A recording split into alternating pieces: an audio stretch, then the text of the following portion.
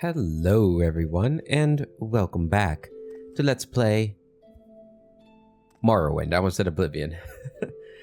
Welcome back to Let's Play Morrowind. We're here with Valora in her shitty rundown room here at the Howling Noose, where she stayed the night after arriving here in the city of... Oh, it's an empty vial of skooma on the bottom. I think that's a skooma bottle.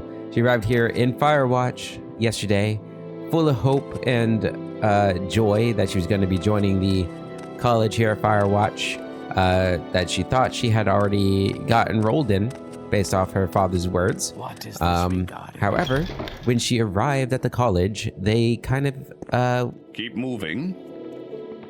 did not think she was worthy of being in the college. The guy kind of said that you can't even speak correctly, which is extremely rude, according, at least in Valora's opinion.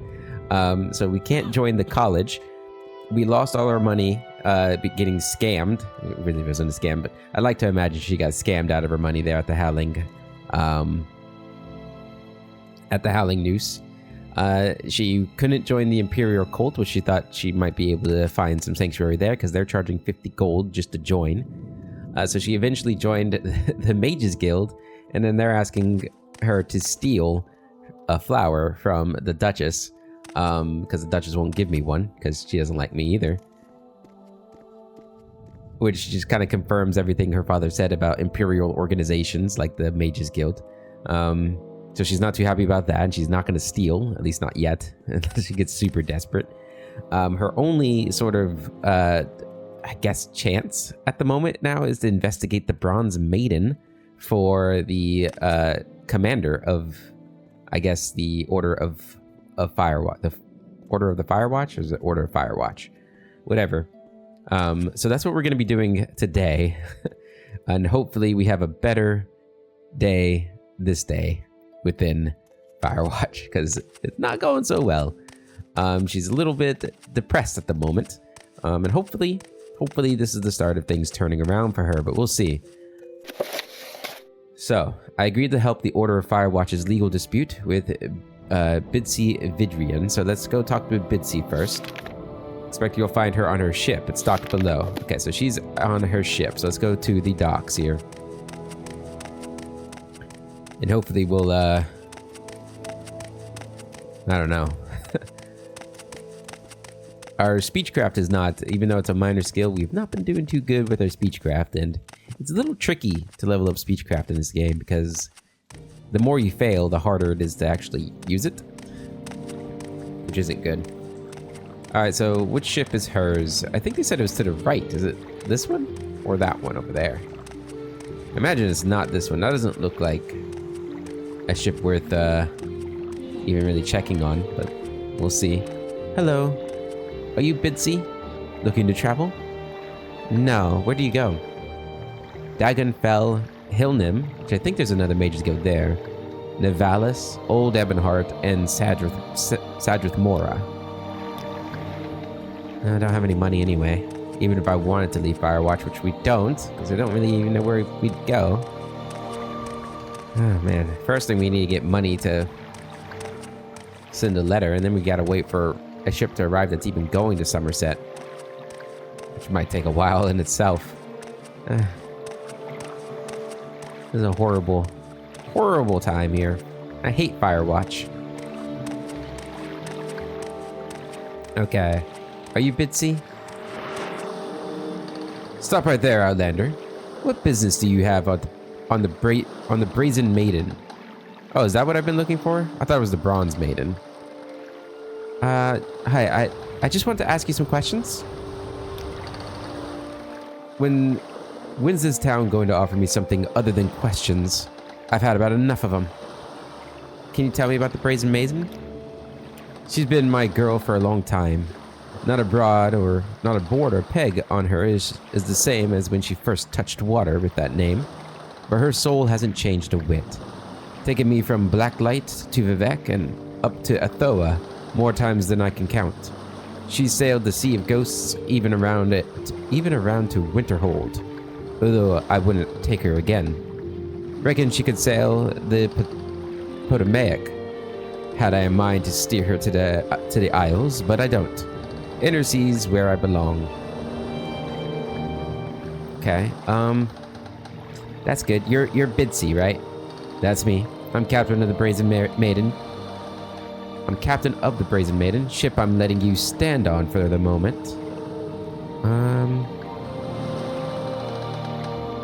What do you think of Darenth and Darenth? Never met a lawyer before? I've seen their board enough times, though. Knew where I was going next time I... Hold on, my reading is terrible right now. Knew where I was going next when I hit those shoals, and marched straight there as soon as my feet touched dry land. Office is over by the east gate, if you've a mind to do as I did. What do you think of the beacon? That blasted pile of stones? I shouldn't be so hard on it. It's guided me through this stretch enough times. I suppose that's what's got me so peeved. Coming into the strait and seeing nothing where I expected light. Would have thought I'd steered up wrong if I didn't know these waters like I do. Knowing wasn't enough, though. The light's the only thing that'll get you through the rocks north of here if you're sailing the night. Sailing the night. Okay. What do you think of the Duchess? I don't know, nothing new. Okay.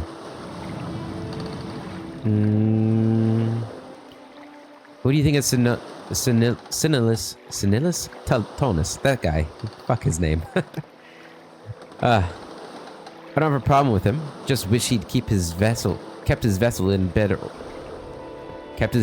order, so I could have kept mine in better shape. Okay, I gotta reposition myself or something. And William Rillard. He's the Empire's man who will be hearing my petition. Never had to lean on Empire justice before. I hope it's as just as they claim. Okay. Your background? Captain of the Brazen Maiden. I've been sailing the inner sea for nigh on half a century. Damn, that's a long time. I think that's everything. Do you have any rumors? Galen Brandt over at the Fighters Guild is making so much money. Yeah, we've heard. Okay. Let me just see. Is there an option in here for the text?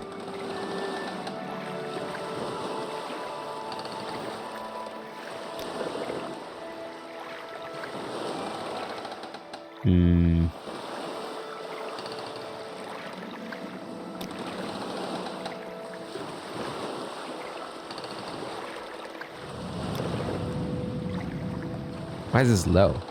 Turn that high. What am I doing? Action share detail. I didn't know. Let's go. Ground cover. Dense. Turn all that up. I don't know. Water shaders be on? Oh, I made a huge difference. Refractions?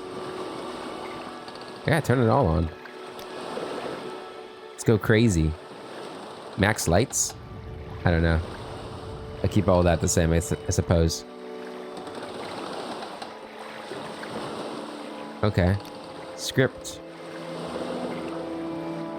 No. Language.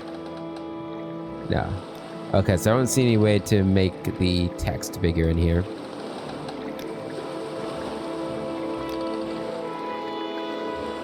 But we made the water look nicer. Oh yeah, that's a huge difference.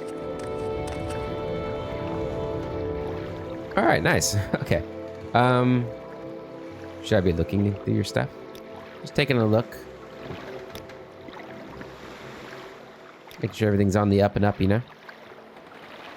Alcohol. Yep, Imperial Customs. Go into the upper level.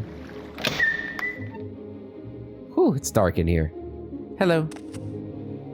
I don't know you. What do you want? What do you think of Bitsy?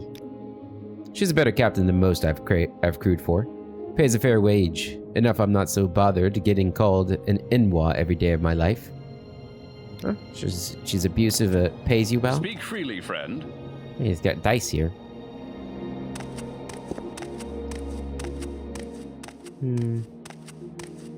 Hello.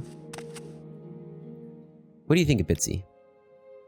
It ain't fair she pays that Inwa over there the same as me when I've crewed on this ship longer than he has. More to the point, what's an Inwa crewing a dumber ship for anyway? So you guys don't like each other, huh? What's your background? I'm part of the Brazen Maiden's crew. Okay. Lower levels? Hello. What do you think of Bitsy? She's a fine captain. Excellent even. But she's got no ambition. There's money to be made on the inner sea. Real money. And she's satisfied going port to port for pittance. Okay, she actually sounds like she's not so bad.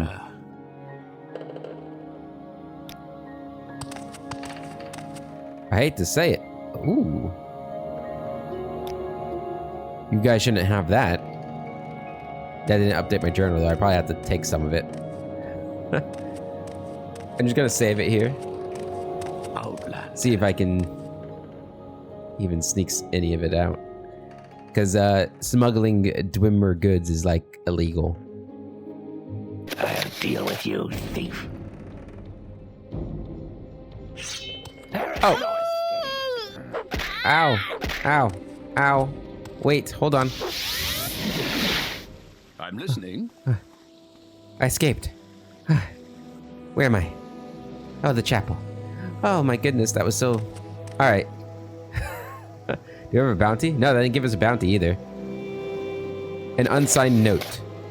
Udrasi, you swit. I knew you couldn't resist taking a peek. Now you know why I told you to avoid any Imperial entanglements. Remember, no stops until Hellnin. Work double shifts if you have to. Throw that chitin-hearted captain overboard if you have to. Once you're here, Jorva will take care of the rest. Oh, it looks like... Looks like the captain maybe doesn't know. Okay. I'm glad I thought of my divine intervention. Yeah, it is a phenomenal spell to have to get out of any tricky situation. Okay. Probably shouldn't go back to the ship. Can I just talk to the captain about it real quick? He's probably with the Duchess again, though. I don't have any restoration, do I? No, I'd have to start getting some ingredients. Probably need to do that. Get some alchemical equipment at some point. Shouldn't have been so difficult. I should be in a college studying. Hey, I've got some information. Can you meet me at the Drake Light Beacon? Actually, I gotta talk to you about the Brazen Maiden. You have information about the Brazen Maiden? Have you forgotten the directions in the note I gave you? Follow those, and I'm sure someone will be able to speak to you very shortly. Yeah. Okay. Can you ask your question quickly? I must. Oh wait, I gotta climb up the stairs again. Oh no.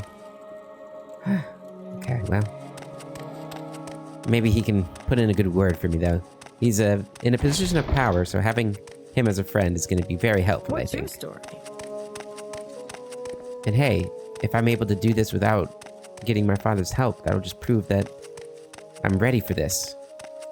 I am worried that writing him will just prove his theory right, that I'm too young and naive to do something like this, but no. I can do this. It'll be alright. It's a setback not being allowed into the college right away and losing all my money, but I can do it. I'm smart, capable. I'll be able to get by. This is the first step. And maybe if I get on his good side, he can get me on the Duchess's good side, and everything will be perfect. You're not who I'm supposed to see. Oh, this area is off limits to everyone but Knights of the Order of the Firewatch. Citizen, please don't loiter here. Oh, okay. Guess I'll wait down here.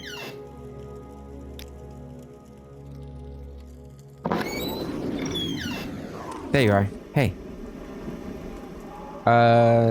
Let's see. The Brazen Maiden. Are you ready to make your report? Hold on. I think I'm supposed to talk to everybody first. Let me just double check here. I am. You've learned a little, but nothing we can use. I'm left with no other choice, Valora.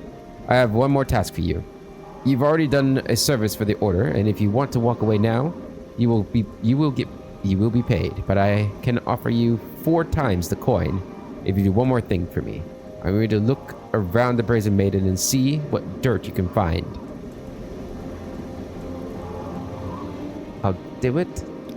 Good. See what you can find on the Brazen Maiden. Some leverage to what Vidrian drop to make Vidrian drop the case, and then report back to me. I do have something to report. We're probably gonna reload and do all the other stuff first because I'm curious, but let's just see.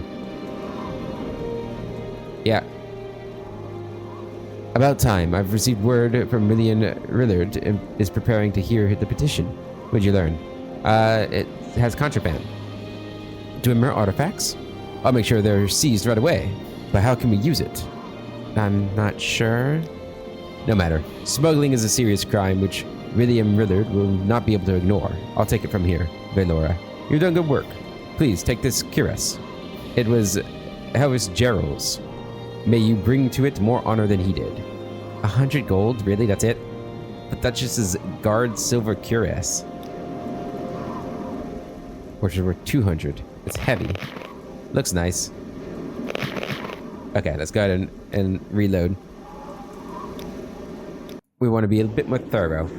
Okay, so...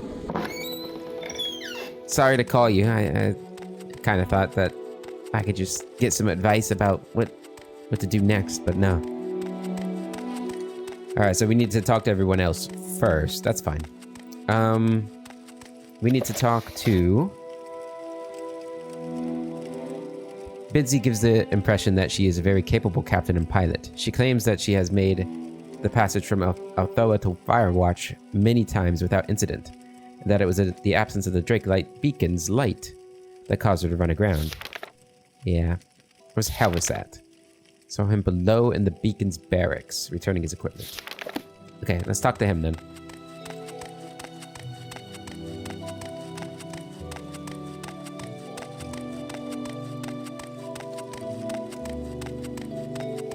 There we go. I think we just want to... How far down below is the barracks, I wonder? Is it all the way down? So many stairs.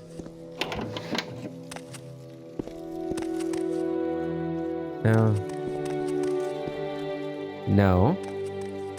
These do look like maybe the barracks. No. No. Okay, so these are not the barracks. There is a barracks in the castle, but I don't think that's the one he's talking about here. Oh, here you are. Wow, they even took your shoes? It's rough, man. Hello there, researcher. I'm Helvis Gerald, former knight errant of the Order of Firewatch. A warm welcome to Dragonlight Beacon for you, and a solemn goodbye to Drake-like Beacon from me. He smiles wryly. I'm on my way out, you see. Tell me about the beacon. I'm going to miss this place. I remember coming back from patrol when I was just a recruit and knowing, when I saw it, that I was almost home. Never thought it would be home. I guess it isn't anymore. I'm investigating the Brazen Maiden. That's the name of the ship that was damaged that night I let the beacon go out. What really happened? Just what I told Commander Tolnus already. There isn't much to say. It was a cool, clear night. I was tired, so I sat down and I fell asleep. When I woke up, the fire was out. That's it. Do you know Bitsy? All I know about her is that she's the captain of the Brazen Maiden.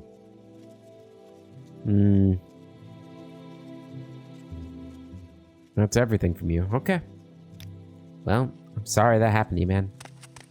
It's really unfortunate. You want something, friend? I'm kind of hard on my luck, too. At the moment. Hopefully it gets better for the both of us. Talk is free. What do you want? Alright, we know where the lawyers are. Today? So let's go to them. It's a little unfortunate that we saw the reward we're going to get, and it's not a lot of money. 100 gold? Ugh. Not good. It's not good. I also want to flesh out a little bit about what happened with the college.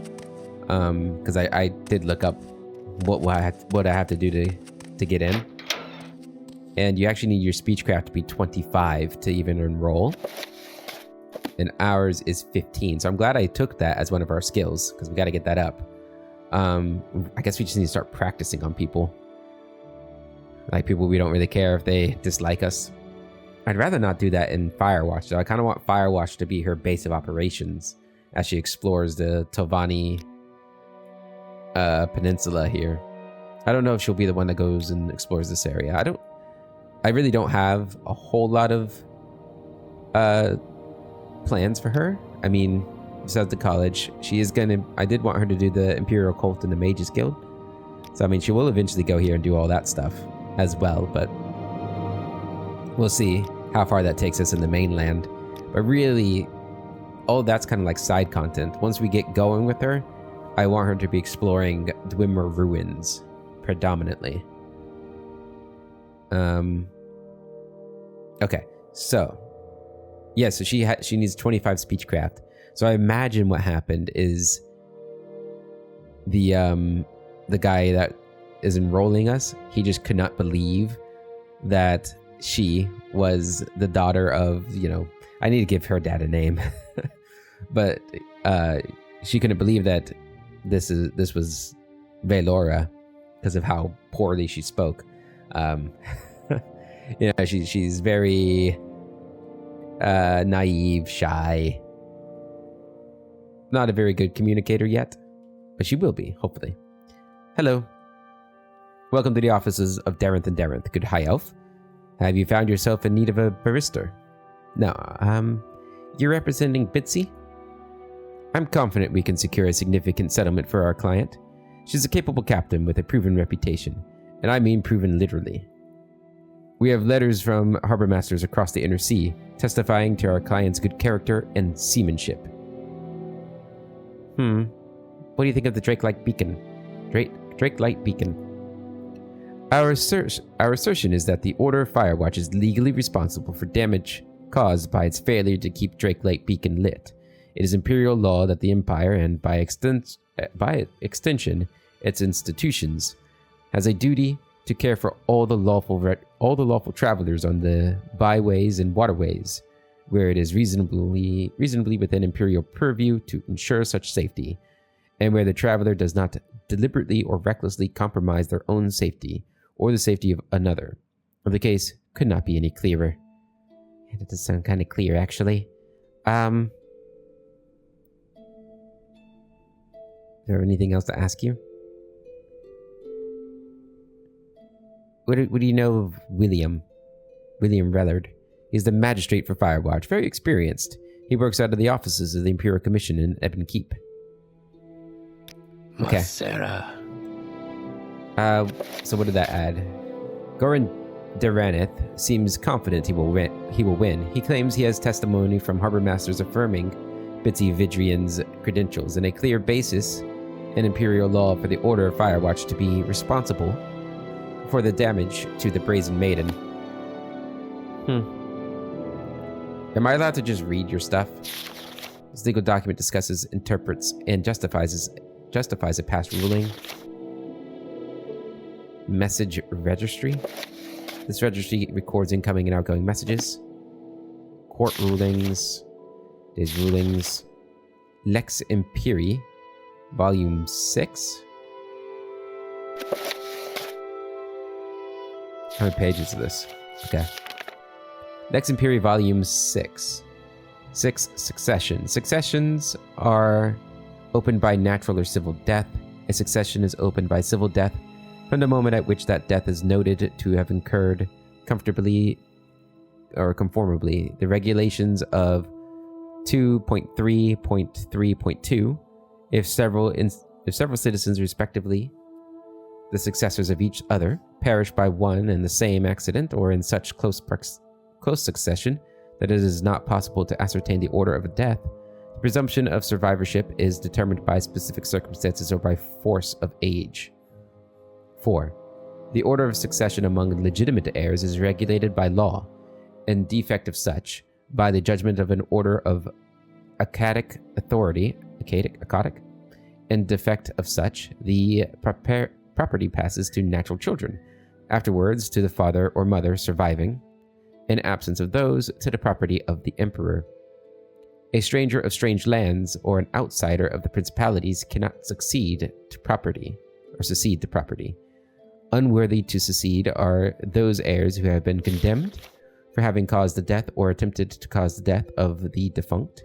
Unworthy to succeed are those heirs who attempted to bring against the defunct a capital charge, a judged malicious. Unworthy to succeed are those heirs, being of age, who failed to report the death of the defunct to imperial executor or executor. 7.10 Donation. In donation, the donor deprives themselves of the thing given in favor of the recipient, who receives it both actually and irrevocably. 2. In testament or will, the testator disposes of the whole or the part of his property for such a time as when he no longer exists upon the arena supermundus. To take up permanent residence in the principalities is considered a factual cessation of existence upon the arena supermundus, and as such, a valid reason for the execution of one's testament of will. The testator is at liberty to revoke his testament or will at any time during his life. A testator who is confirmed deceased or no longer bound to existence upon the arena supermundus, but nevertheless manages to communicate through necromantic means, is no longer at liberty to revoke his testament or will. Any condition included in a will or testament that runs counter to law or morality shall be reputed as unwritten. Okay, so I feel like maybe she's thinking she needs to be able to present a counter argument, counter case. So she's gonna study some law. I think that's what we're gonna do this episode. There might be a lot of reading, and she's probably gonna have a lot of reading episodes, so I hope that doesn't bother you guys too much. This legal document records the proceedings of a court trial with many notes, statistics, and other annotations written in the margins of the main transcript. You okay with me just studying some law here, aren't you? Thank you. You're very kind. An official letter informing the recipient they must appear at court on a specific date. A notebook. There's nothing in it. Court verdicts. These are verdicts made by a ruling noble lord concerning high-profile crimes, murder, arson, theft, etc. Each document is supported with excerpts from imperial law, scribbled in one of the barrister guild's legal ciphers. A cipher, huh? Okay, what do we got here? Court verdicts. I'm guessing these are all judicial decisions over going back several years.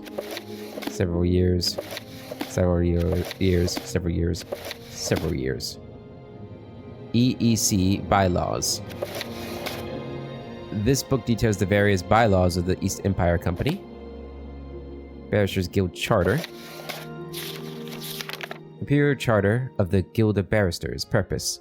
The Guild of Barristers provides employment to educated solicitors and scholars of law and contracts to local citizens. Citizens may contract with the Guild for legal advice as well as prosecution or defense for criminal proceedings. Authority. The Guild of Barristers was established under the Section 15 of the Guilds Act, and this charter was first confirmed under the potentate Versidue Shai in the 321st year of the Second Era. So for a long time. Rules and procedures. The Niben Colovian Code, see that, volumes 1 through 27 from the Imperial College Press, and the marginal edicts of the Akaviri potentates, yeah, that word, all 12 scrolls, including the 3 lost ones. For membership requirements, the Guild selects candidates who have studied in the Imperial College of Divine and Secular Law for a minimum of 3 years. Students from other accredited schools of law may be accepted provided they pass an exam on the Imperial Law. with the exception of the Thracian Choral College of Ethics, whose students are put to the sword instead. Jeez. 5. Applications for membership. Candidates must present themselves to the Chief Pontiff of Law in the Imperial City for examination and approval. Attachment A. Barristers Guild offices in Mornhold District, province of Morrowind, rather. The provincial head office of the guild is located in the city of Ebonheart on mainland. The office in Almalexia is established under lease from the Induro Council. Interesting. Court transcripts,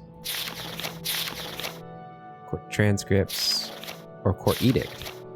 Miscellaneous legal proclamation. Court deposition.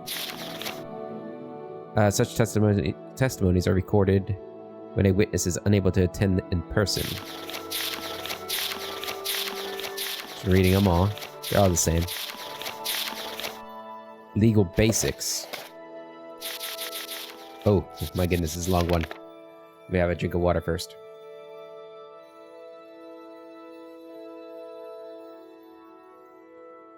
Okay. Ignorance of the law is no defense. Be forewarned that the following are but the most universal of Tamrielian laws and regulations. Your own local province or principality may have unique laws of its own. As a citizen of the Empire, it is your right and responsibility to know and follow these laws of the land. Breaking and entering. This refers to any act indulging or including, but not limited to, opening, breaking, incinerating, magically transporting, or in any way causing a door, window, or other portal that has been magically or mundanely locked, or which a reasonable person would assume to be so restricted to be passable. And the act, though the act is not required for the definition of entering the house, business, or public location through said defined portal. The punishment for this crime may include a fine or incarceration, or a fine and incarceration. The fine and incarceration, or both, or neither, may be less in a crime of attempted breaking and entering. A crime of attempted breaking and entering is defined as any act that a reasonable person would perceive as the preparation for an attempt, whether successful or not, or perceived to be possibly successful or not, to bring about the opening, breaking, incinerating, magically transporting, or in any way causing a door, window, or other portal to has been magically or mundanely locked. Oh my god, this is boring. Or which a reasonable person would assume to be restricted to be passable. And the act of preparing or attempting, whether it's successful or not, entering the house, business, trespassing. This refers to walking, flying, riding, teleporting, floating, or in any way moving or existing on a property without the explicit written or spoken permission of the owner or caretaker of the property. The punishment for this crime may include fine or incarceration, or both. Assault. Any threat or attempt to do physical, emotional, mental, or magical harm or injury to another person, group of persons, or entity a reasonable person might assume to be sentient. The punishment for this crime may include a fine or incarceration, or both. Murder. We know what that is. The punishment for this crime may include a fine or incarceration, or both. Criminal conspiracy. Any meeting, communication, or encountering with the purpose, or which a reasonable person might assume had the purpose of preparing or arranging a crime of any kind to be committed or caused to be committed. The punishment for this crime may include a fine or both. Yeah. Vagrancy. Just gonna see if, we know what these are. If you guys don't know what these are, you can read them. Punishment for this crime may include a fine. See if there's anything that's not. Oh, this one might be handy. Smuggling. Any act of bringing in, taking out, teleporting, or causing to be brought in, taken out, or teleported an object considered illegal, or if not illegal, requiring an import or export tax, which is not paid. The punishment for this crime may include a fine or incarceration, or a fine and incarceration, and will include confiscation of the offensive illegal object. It may also include, but not be restricted to, execution or banishment. Execution and banishment. Whoa! Smuggling is worse than murder. Murder, you just hit with a fine. It's crazy. High treason. Punishment for this crime will be death. Yep. pickpocketing. Punishment for this crime, incarceration and fine. Theft or larceny, incarceration and fine. These are all the usual day-to-day definitions used by local legal experts like myself. But both the definitions and punishments may fluctuate wildly according to location and situation. In the Imperial City, legal counsel is available by persons like myself, but the provinces have no such system in place. Perhaps that will change in time. We can all hope so. As a final note, the Tamriel legal system has its basis in the civilized, reasonable credo uttered by the prophet Marek in the First Era. All are guilty until they have proven themselves innocent. Were truer words ever spoken? Court ruling. Okay. So that kind of gives me pause about potentially giving this information over, because we don't want her to be executed, because she doesn't seem like she's a bad person. It seems like this guy's doing it separately from her. Maybe we should tell her.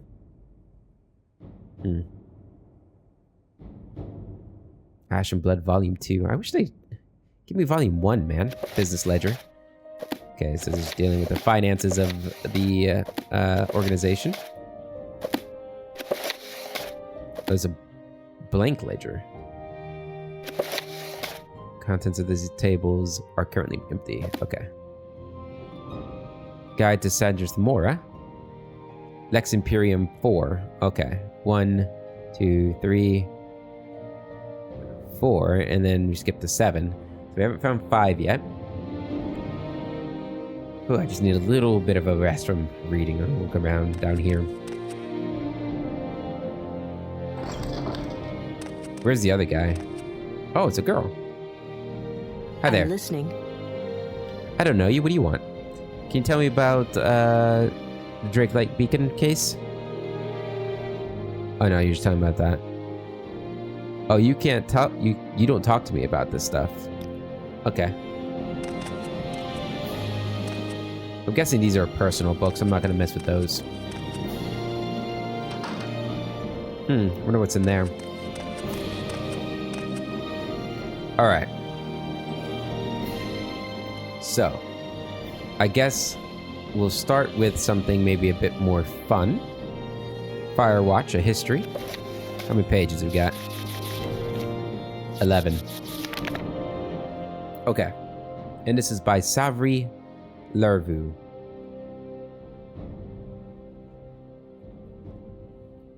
With the signing of the Treaty of the Armistice at the close of the Second Era, the new Morrowind province was divided into administrative districts to be ruled by nobles of ducal rank in the imperial peerage. Initially, the Empire intended for the new Telvanus district to be headquartered in a native city, as was done in Narcissus and Mournhold. This plan quickly proved impractical. Envoys sent to Port Telvanus reported that they were not even permitted inside the ancient northeastern metropolis. A metropolis? Kind of excited to go there. And there seemed to be no local lords on the mainland willing to exchange their reputation among their peers for an accommodation with the Empire. No active rebellion formed in these early years. It would have no doubt been suicidal for the petty Telvanni lords to attack the legions directly. But the Mushroom Lords' intransigence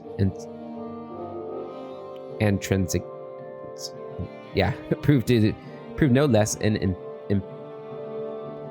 impediment to quick imposition of imperial law. Okay. I can read, guys. I swear I can. It was thus decided that Telvanus district would have a new capital, one built in the imperial style to accommodate all the offices and infrastructure of empire. Several sites were surveyed, both coastal and inland, before General Symmachus. Oh my god. General Symmachus. That's from Hades, isn't it? And I'm sure from other things. General Symmachus chose a barren headland on the inner sea. I mean, it's probably Greek mythology, but well isolated from any standoffish Telvanni. It soon became clear why the site was uninhabited. The few holdfast, dubbed Firewatch, after the fire cone visible on Vardenfell across the sea, was a mean, grimy shore fort, battered by wind, wave, dust, and ash. For the next 2 centuries, the dukes and duchesses of Firewatch rarely visited their seat, preferring instead the high halls and softer living of Ebonheart and Mournhold. Firewatch remained a meager fortress town until the 270s, when the War Emperor Uriel V began to assemble his mighty Far East fleet. Firewatch was transformed overnight into a city of note, when it was chosen as the fleet's northern staging base. Firewatch's most famous landmark, its towering lighthouse, was built in 271 to guide the fleet's vessels in and out of the treacherous straits of the Inner Sea.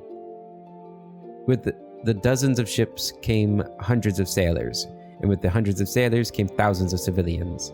Mercenaries, adventurers, traders, and camp followers alike swept into the city, eager for the chance to accompany the enormous force on its invasion of the uttermost east.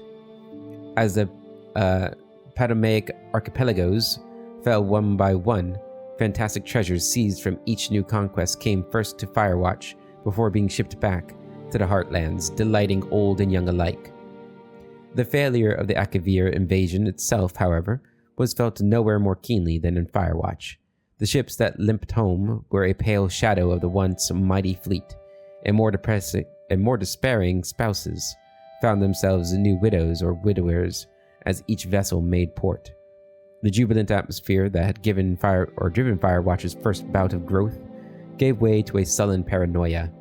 It was commonly thought in those days that the Akaviri were sure to strike back at Tamriel as soon as they were able. The city's walls were strengthened and fortified to prepare Firewatch for just such an attack, and the mighty chapel of the East Empire Everlasting was constructed in a pit of piety, or a fit of piety. The city's residents hoped that the Grand Temple, completed in 293, might appeal to the surety and rigid law of Akatosh in the face of this ubiquitous sense of doom.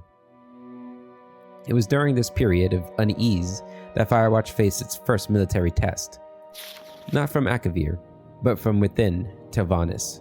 A local lord of some renown, named Turamol, made war on the Empire's holdings in the northeast, armed with strange and terrible magics, wielding dwarven metal weapons.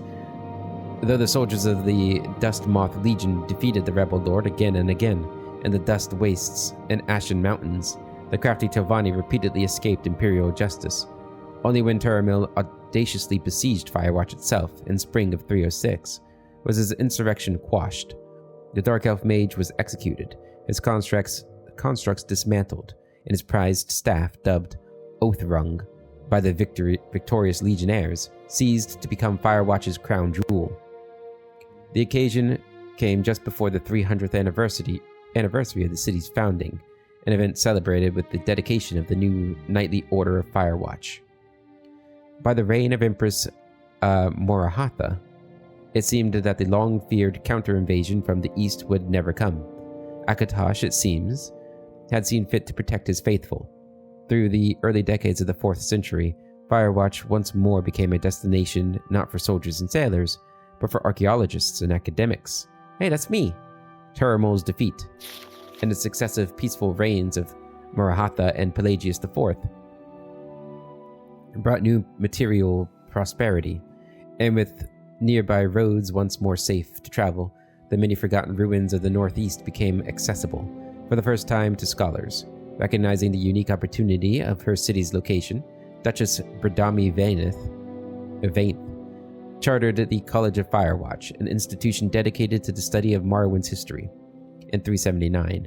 Over time, the college has expanded into more disciplines, and today attracts scholars of history, magic, and philosophers from around Tamriel. It's me! The Imperial Simulacrum put a bloody end to these glad years. Damn it, Salia, it's all her fault. Yeah, that's when Jagartharn attacked. Attacked by forces of the traitor General Kasich by sea, Firewatch only barely avoided a sack.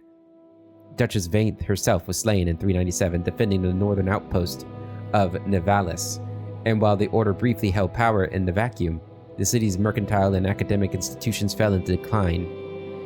It was not until the restoration of the true emperor and the appointment of Perulia Gendacia as Duchess in 400 that these dark clouds began to disperse. Firewatch has yet to fully emerge from the shadow of the simulacrum. Duchess Gendacia's Duchess Jandacia rules wisely and well, but the old paranoia that gripped the city in the ages past has settled once more. Perhaps many years of peace and good order will restore the city's cheer. Despite its hardships, Firewatch remains ironclad, a stout outpost of the Empire at the edge of the world.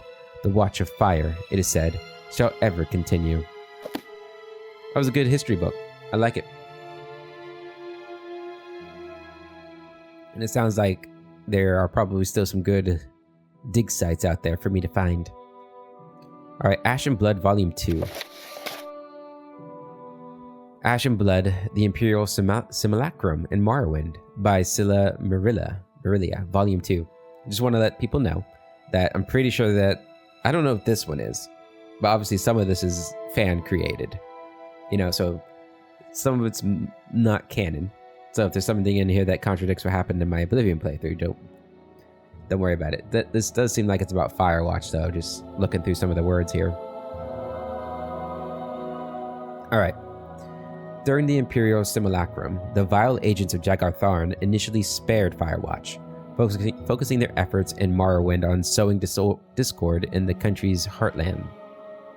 While Amalexia City fell into anarchy, as described in the previous volume, okay, so that's what that one's about, Ebonheart was consumed by treason.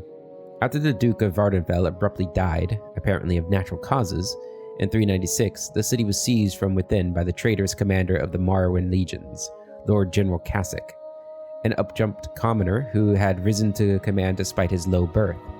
See, Salia was probably like one of these people. I mean, she was from a noble family, but, you know, it wasn't just Jagar Tharn, he had a whole bunch of agents throughout the lands. Alright, so Kasich has been responsible for the disastrous withdrawal of the Legion's garrison from Amalexia in 389.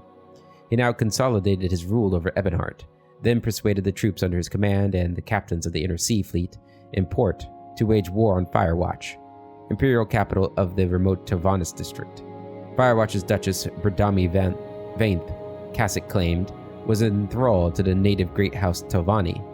An alarming charge. How many pages is this? Okay. Duchess Vainth had indeed made attempts to cultivate good relationships with the locals of Tavanis district, and was herself a Dunmer, facts which persuaded many of this slander. So began the conflict that would become known as the War of Lies. When war broke out, the golden years of the Far East Fleet were a distant memory. Firewatch in 396 could only bring to bear a single galleon and a handful of light cutters, none of which were fit for battle again when Ebonheart began moving its forces. This little flotilla managed to avoid an outright engagement with Kasich's larger fleet until early 397, by which point Duchess Vainth had arranged for several native vessels to be outfitted and added to her forces. When battle was finally joined, these allied boats proved crucial. Though the Battle of the Inner Sea was indecisive, it surely saved Firewatch from an attack by water it could not have repelled. But the traitor general had no intention of ending the bloodshed so easily.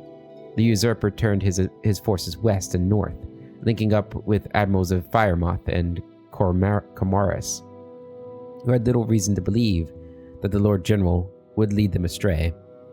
Kasich assembled an armada in the Sea of Ghosts, sent it east, and in late 397 struck the unprepared village of Nivalis on the Isle of Althoa. The subsequent sack and occupation of this innocent Imperial Navy station ranks among the most infamous treasons of the Eastern Legions during the dark years of the Simulacrum.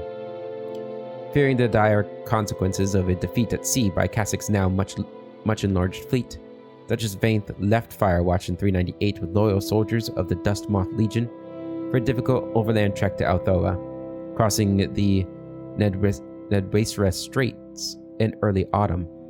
The expedition set up a siege of Nivalis, aided by locals friendly to the Duchess.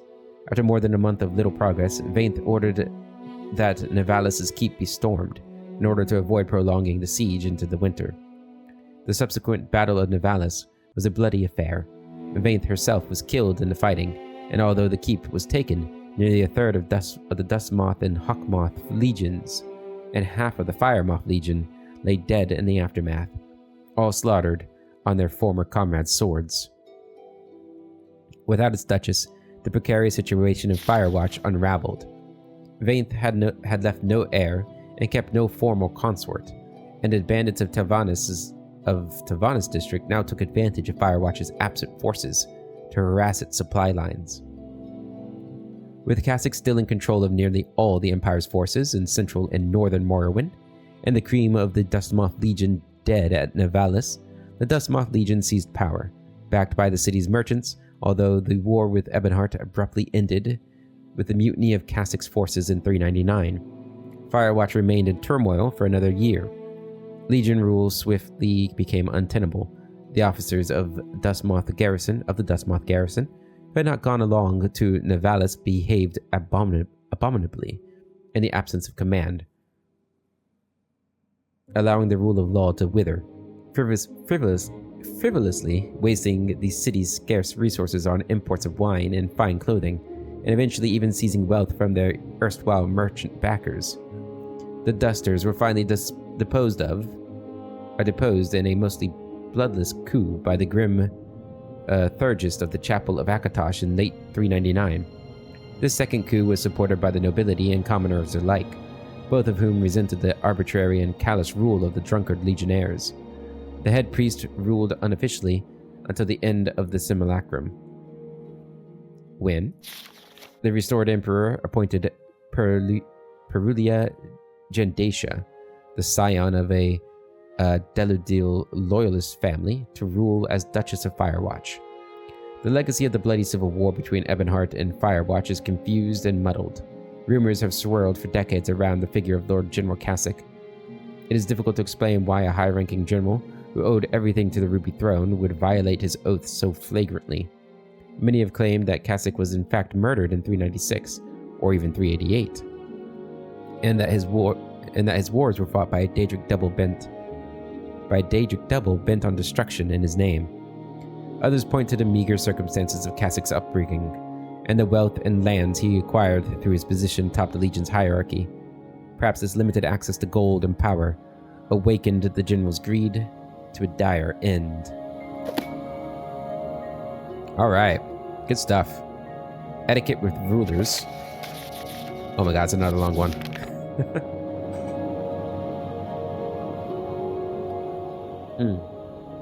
Alright.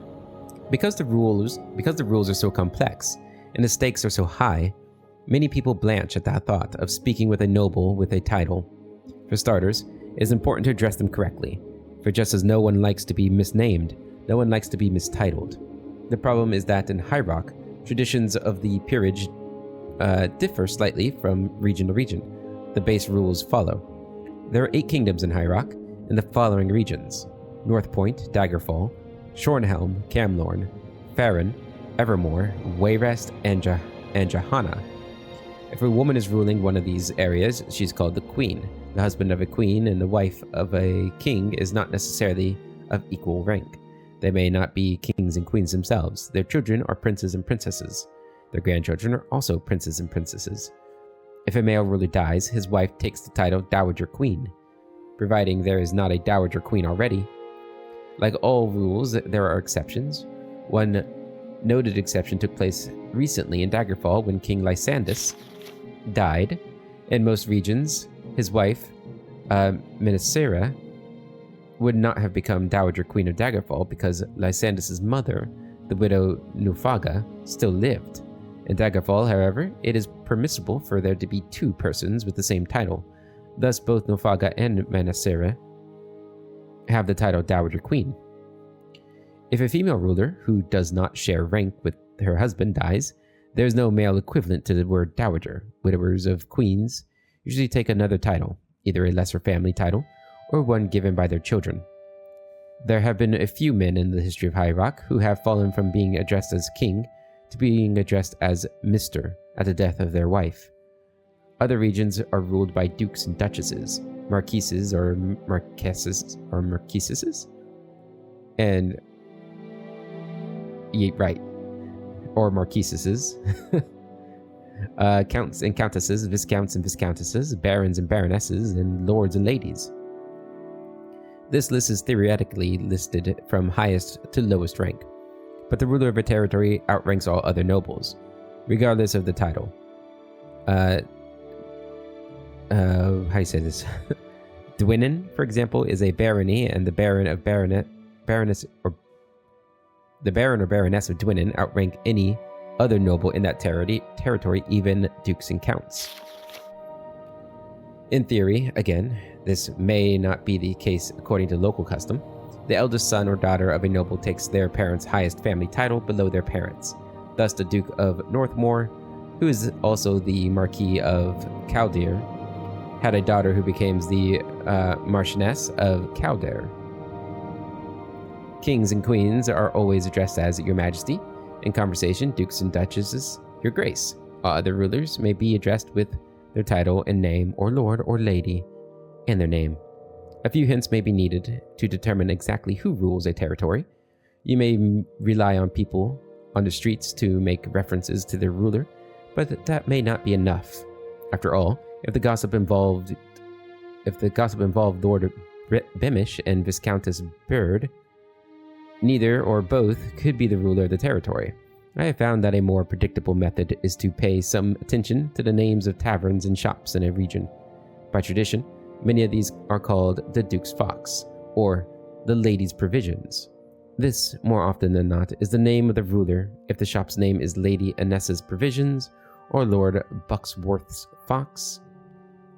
That is probably the name of a local titled merchant, not the ruler. A store with a unnamed ruler's title has probably been around for some time and does not bother to change its name with the new name of the ruler. In speaking with any person, a ruler or not, it is best to know what sort of a person they are first. Rulers tend to stand on ceremony and prefer that people addressing them speak politely and deferentially. There are, of course, exceptions to this, particularly among young rulers, or younger rulers, or rulers new to their positions. They may prefer bolder, slangy styles. If you are unsure of your ability to adopt the vocabulary of either an aristocrat or a criminal, choose to speak as plainly and directly as possible. You will seldom charm anyone by plain talk, but you will also not alienate by mangled politeness or dated slang. Alienating a ruler, I need not tell you, can be the last mistake one can make. Okay, that was not a very interesting read. I suppose it's not surprising that the books of a law firm are not the most entertaining, huh? Okay. How much time do we have? We'll try to finish these books. Alright, so Lex Imperium 1. Empire's law, the law is sacred. Law is empire, to be promulgated under the rule of Emperor's Cyrodiil. The rule of the Emperor's Cyrodiil is sacred and legitimate under law. The citizens. The citizen is they, born under the benevolent rule of the Emperor's Cyrodiil. Let law, duty, and the exercise of rights flow freely from the statutes of citizen. Let law, duty, and exercise of rights be in accordance to the citizen's caste, race, or inherent nobility and adherence to the provisional codices. You know, these are kind of boring, guys. I'm just going to say she read these. I'll skim them. Alright? Just on my own. You guys can read. It's partly that they're boring, and another part is my throat's getting a little tired.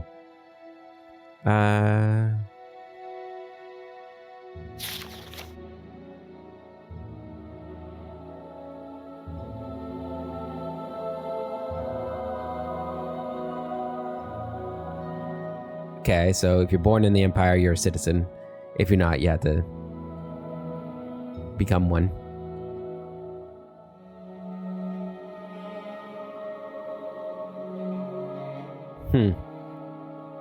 Codices befitting the denizens of Oblivion. Interesting. So if you're from Oblivion, you can't be a citizen? Maybe? I don't know. Indigence of citizenship. So you can lose your citizenship.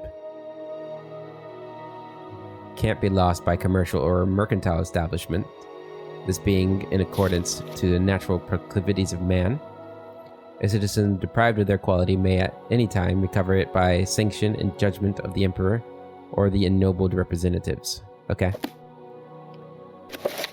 Okay, so number 2. Oh my goodness. Ah, so many. Alright, so acts and declaration before the imperial authorities. So it's just telling you how to behave in front of imperial authorities. Nascency? I don't actually know what that word means. Declarations of birth be made within 5 days of delivery. Oh, okay, so it's birth laws.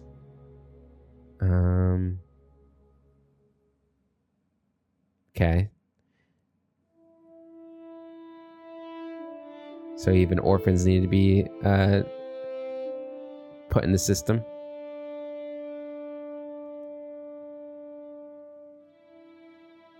Okay. So even if they're born at sea, they have to have a process done. Be born on starlit sojourn. I don't know what that means. I guess meaning you don't know like which day it is yet. The act of taking knowledge be inscribed in the registers at its date. Marriage by creed or citizen consent. Okay, so marriage laws. Oh, I went back. And then laws for when people die. Prisoners condemned to death by an imperial executor of justice, or prisoners in custody of the imperial prison system, who are deceased in any other manner, natural or unnatural, forfeit the rights of their mortal remains. Okay. And then acts of civil nature regarding the legion and the provincial territories. So it's like quartering and stuff. Probably. Declaration of birth in the army shall be made within 10 days. Okay, so yeah, just different laws if you're in the legion. Okay. And the third one. So home laws. Notion of property laws. Immovable property. Movable property. What if it talks about slavery in here at all? I'm trying to keep an eye out for it. Arcane property. I didn't see anything.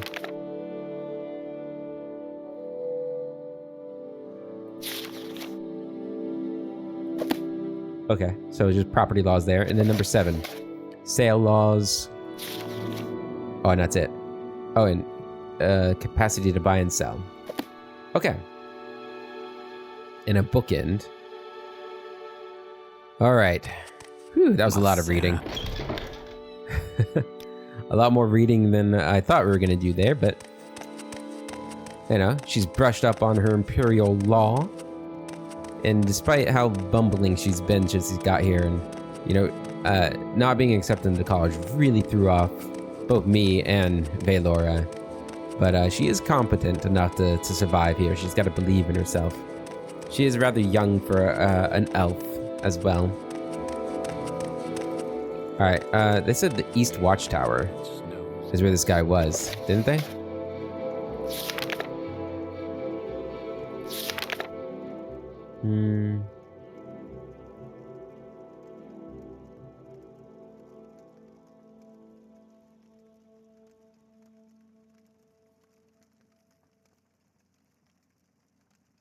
Okay, the archway on our left. The end of the Great Hall. The archway. Treasure chamber. Where? No, there wasn't a path here. Oh, Imperial Commissions. Here we are. Oh goodness, you look may speak. stuck up. I must be going, so if you could make it quick. I'll try. I don't know you. What do you want? What do you know of Bitsy? I'll be hearing her petition shortly. I don't expect the matter will take much time. The Brazen Maiden was traveling on seas with the Order of Firewatch, which the Order of Firewatch has vowed to keep safe. It is in their charter. And if Commander Tolnus tries to complain that the Light on duty failed as an individual and ought to take responsibility as one, I'll remind him that vicarious liability is a legal concept even older than that lighthouse he's so fond of. Alright. You sound like a great guy. Don't get me wrong. I think the beacon performs a vital service for the Empire. It is necessary, however, to have a full nightly order and all the money and jurisdiction that entails taking care of it, when an ordinary unit from the Legion would do. I'm sure there are plenty of Legionnaires finishing a tour in Black Marsh who know very well how to keep a fire lit. Indeed, you're William, right? After my credentials, are you? I can assure you that I've been hearing law for many years, enough to make me heartily sick of it. But Duchess Jadacia needs someone to take petitions for her, and I'm the one to take up the burden. Doesn't want to do it herself. I can't imagine why. What do you think of Tolnus? You'll find him at the Duchess's side. As commander of the Order of Firewatch, he takes final responsibility for the safety of her ladyship's person. I should clarify, his body is there, but his mind is most likely somewhere between Drakelight Beacon's foundation and its summit. He laughs. Again. Okay. What do you think of the lady's mantle? Okay, yeah, nothing. Okay, I think that's everybody we could talk to. Before we, this is not the right way. This way. Before we talk to the commander again, which I guess he's still upstairs. I guess he's still up there. I want to just see if, like, we're not going to go down below because we don't want to run into the guy that was attacking us. I don't know if he's still going to be hostile to us. Save it here. Just wanted to see if I can tell her about the smuggled goods we found. Because she seems like she's an alright bloke.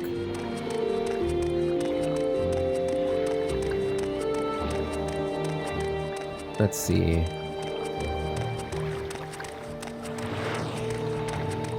Hey. You're on the Brazen Maiden, Outlander. She's my ship. It's my ship. By rights, she's been... Yeah.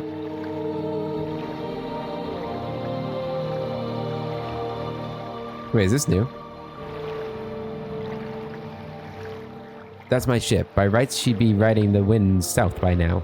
But with the damage done to her, I fear we'll be spending some more nights in dock. I'm furious about it.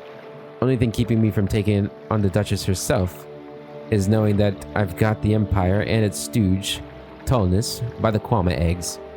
Drakes will be coming my way soon enough, and I'll be clear of this port and glad to have it at my back. Okay. Let me see.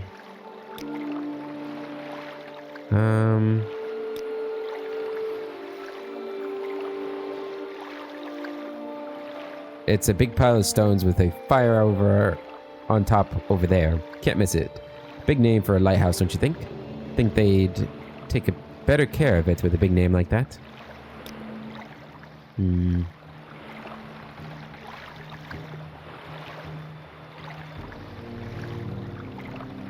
Yeah, I don't know if there's anything else I can do here. I don't have a problem with him. Just wish he kept his vessel in better order, yeah. He's the Empire's man. So I can't tell you, huh? What's your trade? I'm a merchant. Yeah. Your wounds should be treated. Find a healer. Oh, I wonder if I can get into her cabin. Probably not. Well, this sucks. I don't really want to turn her in. But at the same time, I feel like I don't really have any other option at the moment. I guess the episode is getting a little bit late now. It's probably getting late in the day too. Maybe we'll sleep on it. We'll sleep on it. We can go sleep in the Mages Guild, I hope. Otherwise, we're gonna be sleeping on the streets for the night. As we determine what we can do. I don't really know what else we could do. Maybe we could search the boat a little more thoroughly. for anything else there might be. I don't know, maybe the other members of the crew will have something to say now that I have the note. I'm not sure. All right. Let's go down to the beds. Ooh, scroll of restoration.